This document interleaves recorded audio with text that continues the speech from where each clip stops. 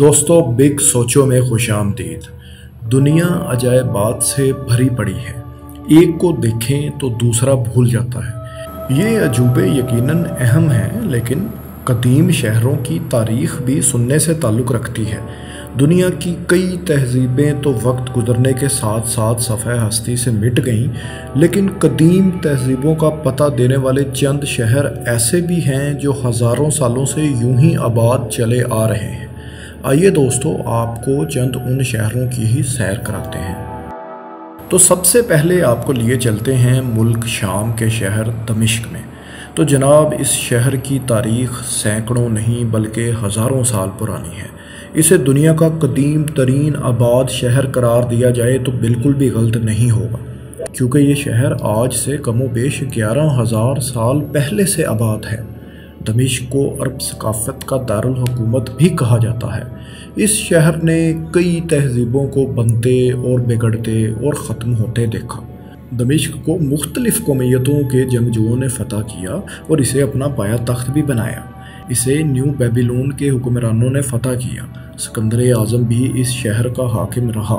پھر اسے Roman general Pompey نے بھی فتح کیا، جس کے بعد یہ مسلمانوں کے اموی حکمرانوں کا پایا تخت بھی بنا۔ یہ شہر سلطنت عثمانیہ کا بھی اہم حصہ تھا۔ اسے الشام کے نام سے بھی پکارا جاتا ہے۔ دمشق کو مکہ معظمہ، مدینہ منورہ اور بیت المقدس کے بعد اسلام کا چوتھا مقدس ترین شہر قرار دیا جاتا ہے۔ 105 مربع کلومیٹر پر پھیلے اس شہر کی آبادی 30 لاکھ سے زائد ہے۔ دمشق کا شمار نسبتاً ٹھنڈے شہروں میں ہوتا ہے۔ یہاں گرمیاں طویل ہوتی ہیں اور ان مہینوں میں موسم خشک رہتا ہے، تاہم سردیوں میں بارشیں زیادہ ہوتی ہیں اور کبھی کبھار دمشق والے برف باری کا لطف بھی اٹھا ہی لیتے ہیں۔ دمشق کا قدیم شہر 7 دروازوں پر مشتمل تھا۔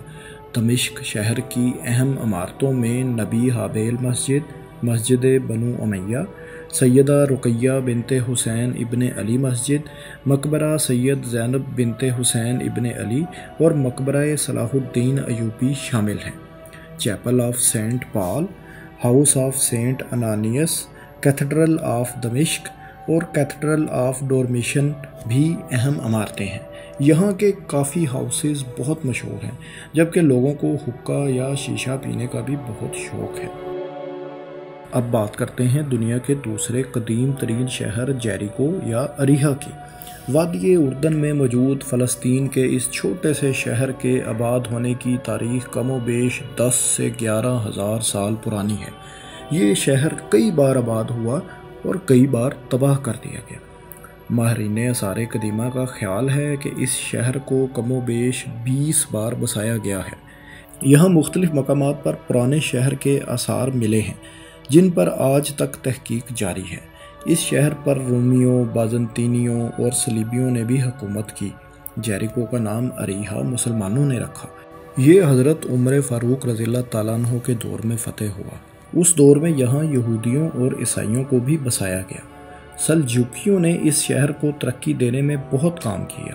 ان کے بعد عثمانیوں نے بھی اسے فلسطین کا کاروباری مرکز بنا دیا۔ اس شہر کو پام کے درختوں کی وجہ سے خصوصی شہرت حاصل ہے۔ یہاں گنے اور کیلے بھی کاشت کیے جاتے ہیں۔ اس شہر کی اہم عمارتوں اور مقامات میں حضرت موسیٰ علیہ السلام کا مقبرہ، ماؤنٹ آف ٹیمپٹیشن، عین سلطان یا spring of Elisha, monastery of saint Gerasimus اور بنو امیہ کا محل شامل ہیں۔ اب بات کرتے ہیں شام کے ایک اور قدیم شہر الیپو یعنی حلب کی، جو دمشق کے بعد شام کا دوسرا بڑا شہر بھی ہے۔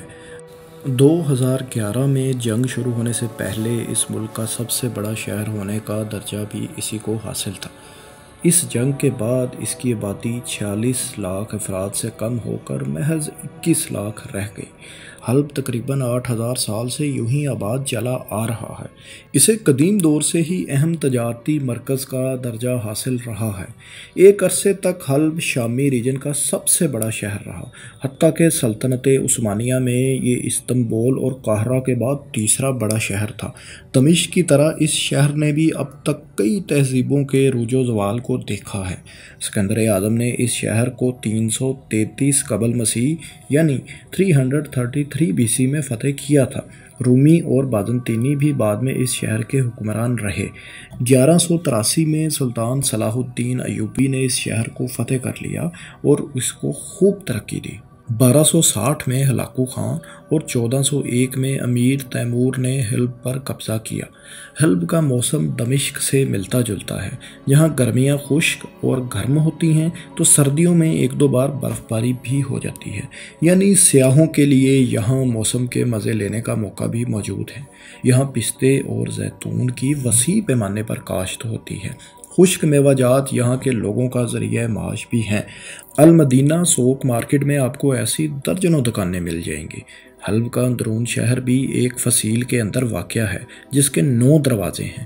حلب کی اہم عمارتوں میں الیپو میوزیم، قدیمی قلعہ سیٹاڈل، الشیانی بلڈنگ اور باب الفرج کلاک ٹاور شامل ہیں۔ منگولوں کے حملے سے پہلے حلب کے مختلف علاقوں میں 175 سے زائد حمام تھے، جن میں سے متعدد کو منگولوں نے تباہ کر دیا تھا۔ ان میں سے چند حماموں کی باقیات آج بھی موجود ہیں جو دنیا بھر میں مشہور ہیں۔ حلب کے نواح میں سینکڑوں ایسی عمارتیں ہیں جنہیں ڈیڈ سٹیز کہا جاتا ہے۔ ان 700 سے زائد عمارتوں کے علاقے کو بھولی بصری کہانیوں کی سرزمین کہا جاتا ہے۔ ان کے بارے میں کسی کے پاس بھی مکمل معلومات نہیں، تاہم بعض ماہرین کا کہنا ہے کہ یہ عمارتیں تجارتی راستوں پر واقع تھیں، اور جیسے جیسے تجارتی راستے تبدیل ہوتے گئے تو یہاں کے مقیم لوگوں نے اپنے ان گھروں کو چھوڑ کر کہیں دوسری جگہوں پر رہائش اختیار کر لی اور یوں یہ عمارتیں خالی ہو گئیں۔ دوستو، اب بات کر لیتے ہیں شام کے ہمسایہ ملک لبنان کے شہر بیبلوس کی۔ اس کی تاریخ بھی کم و بیش 8000 سال پرانی ہے۔ یہ 7000 سالوں سے تو مسلسل آباد چلا آ رہا ہے۔ بیبلوس دارالحکومت بیروت سے 42 کلومیٹر کے فاصلے پر واقع ہے۔ عربی میں اس شہر کا نام شاید پہاڑی پر بسائے جانے کی وجہ سے جیبل ہے۔ اس شہر پر یونانیوں، مصریوں، رومنز، صلیبیوں اور مسلمانوں سب نے حکومت کی۔ یہ سلطنت عثمانیہ کا بھی حصہ رہا۔ 1943 میں لبنان کی آزادی کے وقت یہ شہر فرانسیسیوں کے قبضے میں تھا۔ بیبلوس کو سیاحوں کا پسندیدہ ترین مقام ہونے کا درجہ بھی حاصل ہے۔ اسے 2016 میں عرب ٹور کیپٹل کا اعزاز بھی حاصل ہوا۔ یہ شہر اپنے خوبصورت ساحلوں، سی فوڈ ریسٹورنٹس، اوپن بارز اور کیفیز کی وجہ سے دنیا بھر میں مشہور ہے۔ اس کی اہم عمارتوں اور تاریخی مقامات میں عین الملک یا king of spring, L shaped temple, Byblos wax museum, Byblos fossil museum, قلعہ بیبلوس، سلطان عبدالمجید مسجد، سینٹ جونز چرچ اور ٹیمپل آف بالات گیپل شامل ہیں۔ اب آپ کو سیر کراتے ہیں دنیا کے ایک اور قدیم ترین شہر ارگوس کی۔ قدیم روایتوں کے ملک یونان کے اس شہر کو یورپ کا سب سے پرانا شہر بھی قرار دیا جا چکا ہے۔ 7000 سال سے آباد ارگوس کی آبادی 2022 کی مردم شماری کے مطابق تقریباً 20,000 افراد پر مشتمل ہے، تاہم 2800 سال پہلے یہاں 5000 افراد آباد تھے، حتیٰ کہ 4 قبل مسیح میں اس شہر کی آبادی 30,000 افراد تک پہنچ چکی تھی۔ یوں ہم کہہ سکتے ہیں کہ اس شہر کی آبادی بڑھنے کی بجائے مسلسل کم ہوتی چلی آ رہی ہے۔ یونان کے جنوب میں واقع یہ شہر قدیم جنگوں سے بچا رہا، شاید اسی لیے اس کی کئی قدیم عمارتیں آج بھی اپنی اصلی حالت میں موجود ہیں۔ یہ شہر سکندر اعظم کے مفتوحہ علاقوں میں بھی شامل رہا۔ یہ شہر یونانیوں اور رومنز کے علاوہ بازنطینیوں، صلیبیوں اور عثمانیوں کے زیر قبضہ بھی رہا۔ ارگوس ٹھنڈے یورپ کا گرم علاقہ سمجھا جاتا ہے کیونکہ گرمیوں میں یونان میں سب سے زیادہ گرمی ارگوس میں ہی پڑتی ہے۔ اس شہر کے لوگوں کا گزر بسر زیادہ تر زراعت پر ہے۔ یہاں سٹرس فروٹس یعنی انگور، کینو، مالٹا اور لیموں کے علاوہ خوبانی بھی کاشت ہوتی ہے۔ زیتون کے درخت بھی آپ کو جا بجا مل جائیں گے۔ یہاں کی قدیم عمارتوں اور مقامات میں قلعہ Larissa, قدیمی theatre, municipal market building اور ہیلیکون پیرامڈ شامل ہیں۔ یونان کا ہی ایک اور شہر اور دارالحکومت ایتھنز بھی اپنے اندر بہت پرانی تاریخ کو سموئے ہوئے ہے۔ یہ شہر بھی کم و بیش 7000 سال سے آباد ہے، تاہم اس پر انسانی آبادی کی موجودگی کے آثار 11000 سال پرانے ہیں۔ اس شہر کو مغربی تہذیبوں کی جائے پیدائش، علم و حکمت کا گہوارہ اور فلاسفی کا گھر کہا جاتا ہے۔ یہ بستی سقراط، افلاطون اور ارسطو سے بھی پہلے سے آباد ہے۔ ایتھنز کو مختلف پہاڑیوں کے ارد گرد تعمیر کیا گیا۔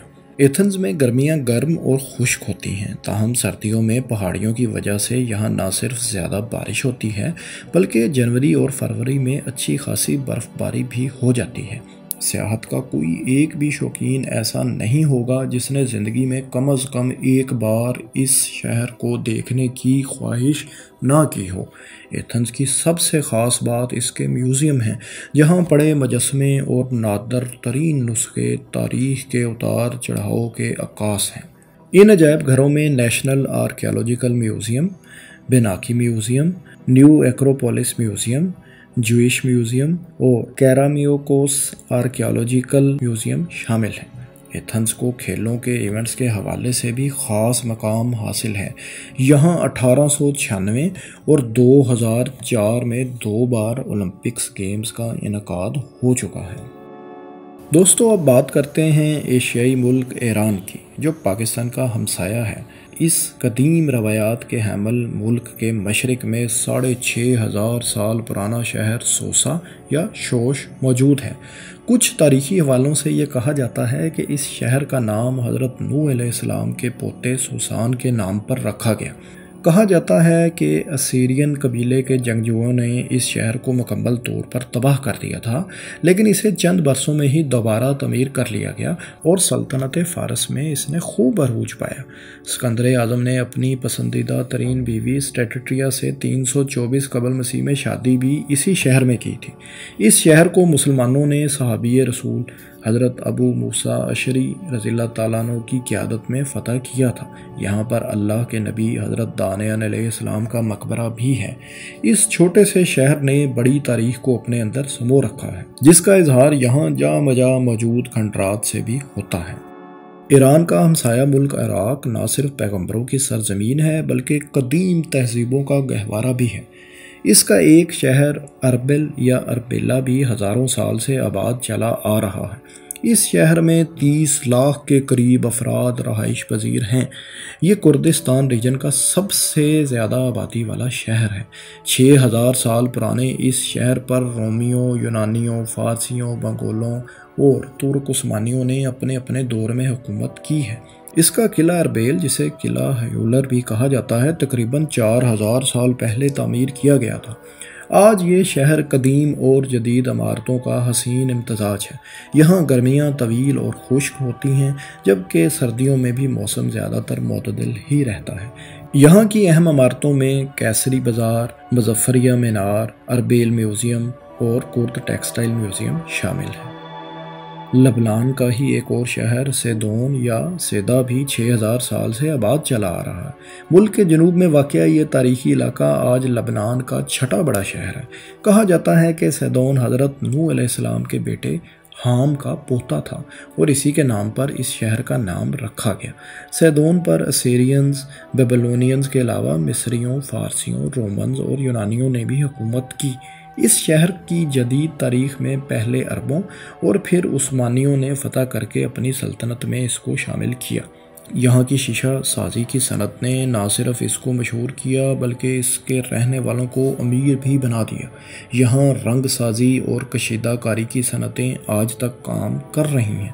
سیدون میں رہنے والے قدیمی نسل فونیشینز کے باشندے جہاز سازی کی صنعت اور جہاز رانی میں دنیا بھر میں اپنا نام رکھتے ہیں۔ فونیشین نسل کے یہ لوگ ہزاروں سال سے اسی خطے میں آباد ہیں۔ سیدون کی اہم عمارتوں اور تاریخی مقامات میں قلعہ سیدون، سیدون میوزیم، قلعہ سینٹ لوئس، مسجد سیدون اور ایشمون ٹیمپل شامل ہیں۔ اب آپ کو سیر کراتے ہیں دنیا کے 10ویں قدیم ترین شہر پلوڈیو کی، جو بلغاریہ کا دوسرا بڑا شہر ہے۔ 6000 سال سے آباد چلے آ رہے اس شہر پر تھریشینز اور مقدونینز کا قبضہ رہا، جبکہ اس علاقے پر رومنز، یونانیوں، جرمنز اور صلیبیوں نے بھی حکومت کی۔ یہ علاقہ سلطنت فارس اور عثمانیہ کا بھی حصہ رہا۔ प्लोडिव में 200 से ज़ायद आसार कदीमा के मकामात हैं। मुख्तलिफ़ तहज़ीबों और सकाफ़तों के गहवारे इस शहर में बहुत से अजायब घर और थिएटर्स भी हैं। इसे 2019 में यूरोप का कल्चरल कैपिटल भी करार दिया गया। एक तरफ दरिया का किनारा तो दूसरी तरफ पहाड़ी चोटियाँ इसकी खूबसूरती को 4 चांद लगा देती हैं। ताहम इस खूबसूरती का नज़ारा करने के लिए यहाँ आने वाले सयाहों की तादाद इंतहाई कम है। बल्गारिया की हुकूमत गुज़िश्ता कई सालों से यहाँ सियाहत के फ़रोग़ के लिए मसलसल कोशिश कर रही है। इस शहर की हवा में नमी का तनासब ज़्यादा है, जिसकी वजह से यहाँ दर्जा हरारत ज़्यादा ना होने के बावजूद मौसम खुशगवार नहीं होता। ताहम सर्दियों में ना सिर्फ यहाँ अच्छी खासी सर्दी होती है बल्कि बर्फ़बारी भी आम है। प्लोडिव की अहम इमारतों और मकामात में एरिनी रेजिडेंस, नेबेट हिल, प्लोडिव म्यूज़ियम शामिल हैं। यहाँ की दिजोमिया मस्जिद स्पेन की जामा मस्जिद के बाद यूरोप की कदीम तरीन मस्जिद समझी जाती है। शहर के कदीम इलाके में आज भी आपको पुरानी इमारत, घर, गलियाँ और बाज़ार और दरवाजे नज़र आ जाते हैं। दोस्तों, इन 10 शहरों के अलावा कई शहर हज़ारों साल से आबाद चले आ रहे हैं। इनमें भारत का शहर वाराणसी, मिस्र का शहर फ़ियम, ईरान का शहर रे, अफ़ग़ानिस्तान का शहर बल्ख और फ़लस्तीन का शहर यरूशलेम भी शामिल हैं। लबनान के शहर टायर और बैरूत में भी हज़ारों साल से आबाद हैं। यही नहीं, दुनिया के कदीम तरीन शहरों में पाकिस्तान के शहर मुल्तान, टेक्सला और पेशावर भी आते हैं। अगर आप तारीख़ी और सकाफ़ती मकामात की सैर करना चाहते हैं तो रफ्ते सफ़र बांध लें। दोस्तों, इन शहरों में मौजूद खूबसूरत और तारीख़ी इमारतें और मकामात आपकी सैर का मज़ा दुबाला कर देंगे। ये कदीम तरीन शहरों के बारे में आपको दोस्तों हमारी वीडियो कैसी लगी, और क्या कोई ऐसा कदीम शहर है जिसका जिक्र हम इस वीडियो में नहीं कर सके? कमेंट्स में अपनी राय से ज़रूर आगाह करें। शुक्रिया।